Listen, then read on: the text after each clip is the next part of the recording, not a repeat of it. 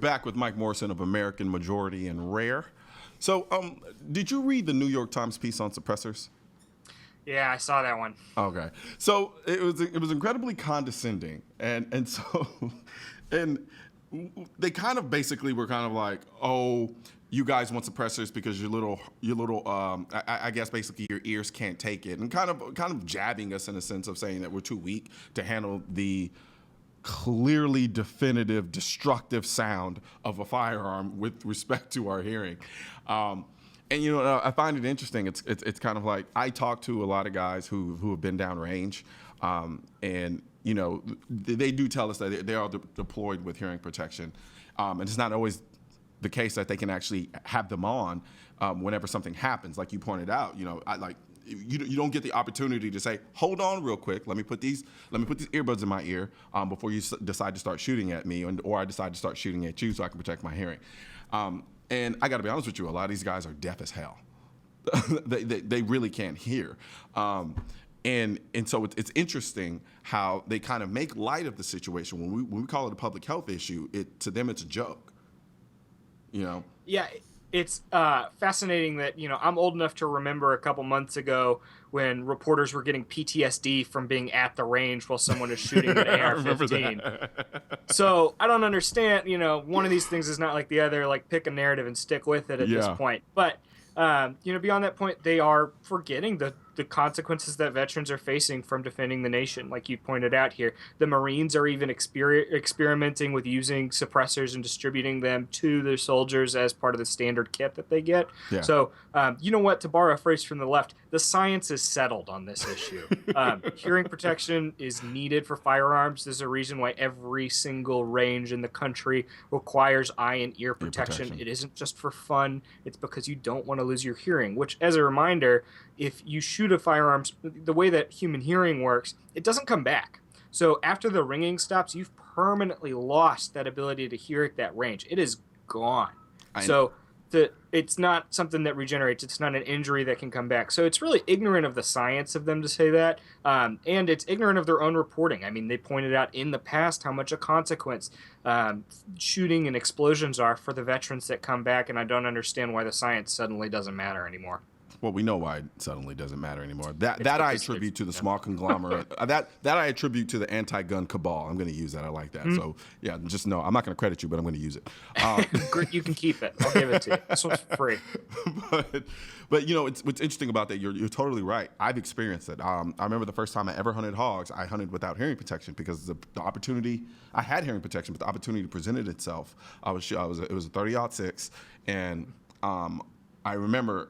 And I had an opportunity. I didn't have time to put on my ear protection. And in that moment, I just took the shot. I didn't even hear the shot. all I remember was, that's all I remember. And you were outside. Imagine if you were inside in a situation where you had to protect yourself. Yeah. This morning, Colion, there was a guy in Broken Arrow, Oklahoma. He's 19 years old, had 3 people break into his home, and he defended himself with an AR-15 and shot and killed all 3 of them. By himself, parents weren't home, saved his own life because he was armed at that moment. So We'll see what the reporting comes out, but that guy is going to have permanent hearing. I mean, if you've ever been to an indoor firing line, you know how loud it is. I think there's a great video of MSNBC reporters trying to report while people are shooting. It's worth Googling on YouTube or checking out. But the point is, guns are loud, and they're going to have serious consequences for your hearing protection. And for the New York Times to turn this into an argument over manhood really says a lot more about them than it says about us. I mean, but they've been obsessed with our manhood for quite some time now. Even when we weren't even talking about suppressors, it was the size of my Johnson that clearly it must be smaller than capable because I need all the guns in the world to what's the word I'm looking for? To overcompensate for my lack of manhood in that sense. I mean, it shows how little basis their arguments have in the facts, in the science, in the data, that they have to go to insults, that they have to go to questioning you as a person, and can't argue on any other level. And it's interesting because it's like I would ask them to go out.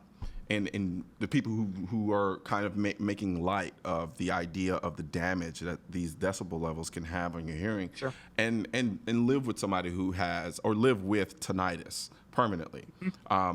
i.e. me. Yeah. It takes a second for me to go to sleep because the moment I put my ear to that pillow, all I hear is ringing. Right. You know, and I'm pretty sure it has a lot to do with some of the damage that I did when I was out hunting that day, and Totally.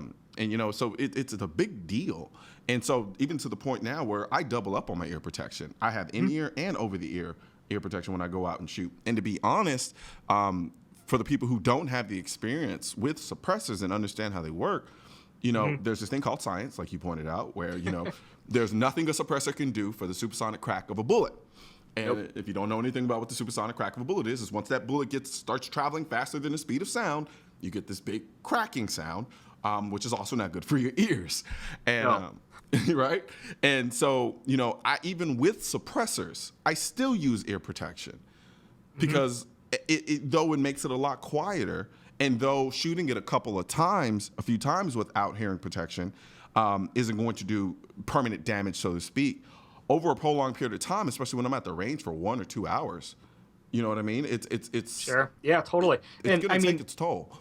I bet this New York Times editorial board would be some of the first to complain about a local shooting range being too loud and want to use zoning laws to push them out. But now they want to deny the ability to make it quiet and more neighborly. So like, they just want to stop any avenue for people to expand their access to firearms rights. And this really is one of those issues where you can see straight to the heart of the matter. So, and you know, you can see it in the New York Times piece too. There were 2 points in there. They pointed out the 60,000 deaths from firearms, which is again a misleading statistic. Unfortunately, a huge number of that is from suicides, which they include. It's a completely different policy solution, a different way to look at that issue. They're not the same. And to suggest that suppressor laws would affect the way that somebody decides to take their own life or not is just really muddies that issue so much. And it hurts the arguments that they're trying to make.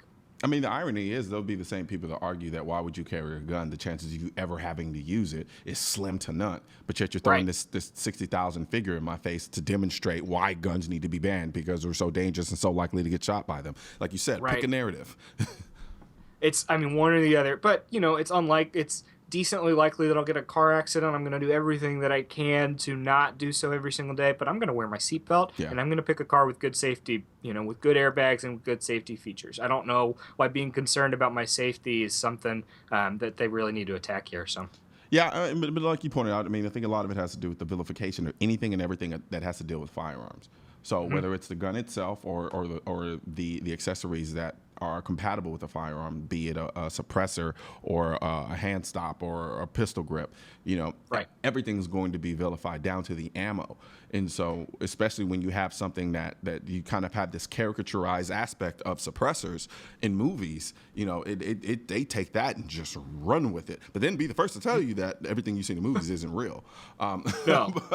but then utilize that same characterization of what a suppressor actually does, and then throw it back in your face and say, see, you turn into a silent, deadly assassin, and nobody ever hears the shots, and therefore they can just keep on killing unopposed. I'm like, that's not how. Like, I'm not trying to make light of the situation. This isn't a video game. Like, that's exactly. You know, you clearly are ignorant of the science and of the numbers behind it. They point out that ShotSpotter, this pretty excellent system that's able to pinpoint when firearms go off in a city, that they're able to use the reverberating sound as something that could be undercut by the increase in suppressors. But I think they did this without reporting. I saw a quote from the ShotSpotter CEO that said that this isn't the case, that they're going to be releasing firmware updates to deal with it, and that they have found suppressed firearms and suppressed fire going off using that system already. So, you know, to make another point here, it's kind of fake news.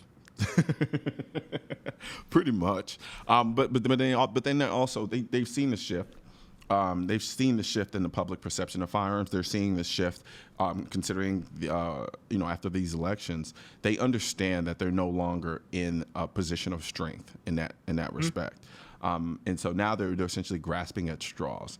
And it has a lot to do with the fact now that we've been on the defensive, we are now on the offensive. And they're like, oh, God, we've got to stop this as much as possible. We can't let them gain any ground from the destruction that we've done before.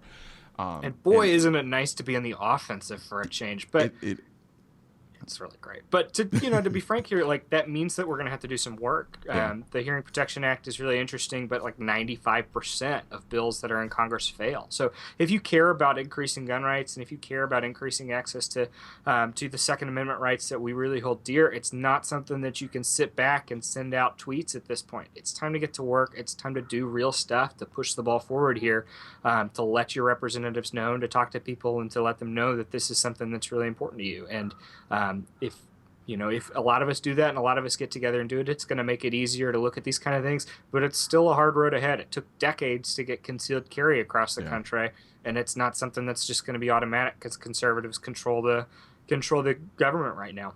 Yep, no, absolutely, and that's the biggest fear that I tend to take away from our change in position is complacency. We're always having to guard against that notion of complacency because we could look up in the next 4 or 8 years and find ourselves right back in the same situation that we were beforehand, and that was not a pretty place to be in.